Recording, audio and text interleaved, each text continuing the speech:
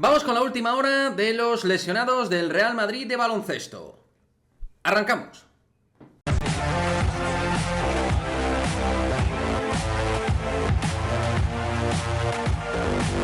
¿Qué pasa, chicos? Muy buenas. Pues efectivamente vamos a ir con la última hora de los jugadores lesionados del Real Madrid de baloncesto, de la situación que tienen ahora mismo y de cuándo está previsto que vayan a volver a la pista, porque la verdad es que viendo las redes sociales e incluso este canal, pues estamos viendo lógicamente que hay cierto punto de ansiedad para que vuelvan ya estos jugadores.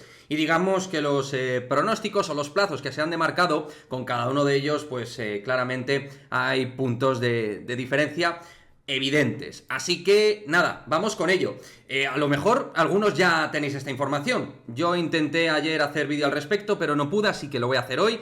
Información que nos trae el bueno siempre de Carlos Sánchez Blas a este respecto, que nos ha comunicado lo siguiente. Adam Hanga regresaría en breve, sería cuestión de días, es decir, lo que en cierto modo se sabía que es el que más posibilidades tiene de volver pronto, se hablaba de que a mediados de octubre podía estar, estamos a finales, oye, pues a lo mejor esta semana ya le podemos ver, a lo mejor en Euroliga difícil, pero ojo que en ACB este fin de semana quizás pudiéramos ver el retorno de un jugador clave para este Real Madrid, al menos el año pasado, como es Adam Hanga. Además, muy importante, con todos los problemas que hay en el puesto de base, ahora mismo con Sergi Llull y con Sergio Rodríguez. Jugador, para mí, indispensable tal y como está configurada la plantilla a día de hoy. Otro jugador que sigue siendo importante, por supuesto, Rudy Fernández. Estaría todo dentro del plazo estipulado, regresar en noviembre. No se tenía constancia que fuera a volver en octubre, se sigue manejando el mes de noviembre para su vuelta tras su lesión de una muñeca que tenía tocada ya en Eurobasket y que se lesionó de manera clara en la Supercopa, en la final de la Supercopa CB. Y luego, por último, nos hace también actualización de datos respecto a Nigel Williams-Goss, otro jugador que tiene que ser importante y que efectivamente se lesionó en los peroneos en el tobillo hace 5 meses, hace ya mucho balón y muy pronto, dice Carlos, que entrará en la dinámica grupal.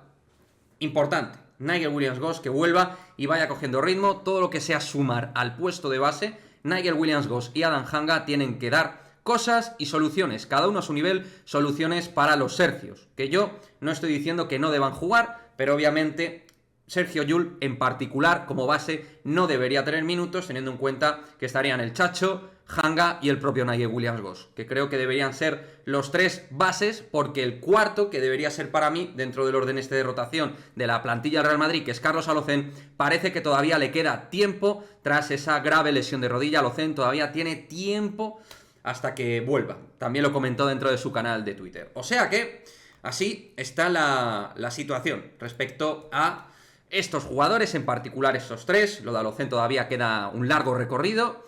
Se habló en su momento, no lo ha comentado Carlos, pero se hablaba del mes de diciembre, o sea que vamos a ver qué es lo que ocurre.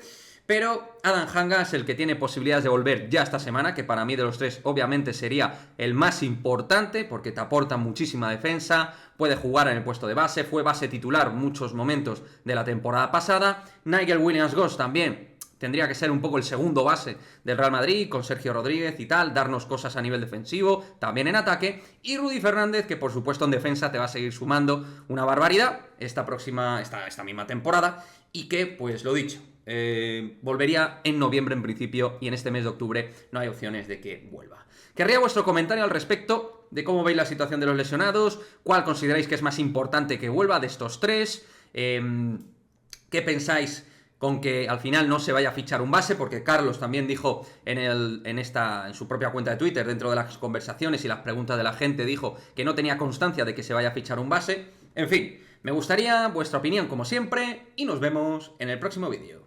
Chao, chao.